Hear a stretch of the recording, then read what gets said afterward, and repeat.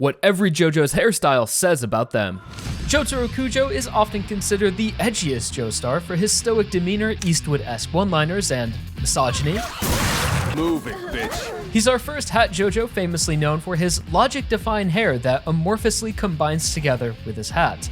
Although this is not how his hair always looked, it was an aspect of his design that changed over time. If we look at Jotaro in the early chapters, you can see that his hat and hair are two separate things. The hat is just heavily distressed, with his hair bursting out from the holes, and was much smaller too, just barely resting on top of his head, with his hair curling all around it, which was a bit more realistic and kinda like the Heihachi style from the live action design. And it's around chapter 6 when we see the hat and hair begin to blend together, as when Jotaro summons Star Platinum and is fighting with intense rage, his hair reflects his emotions and becomes more intense. But in just a matter of panels, as the fight concludes, we can see in real time the hat return to its original shape.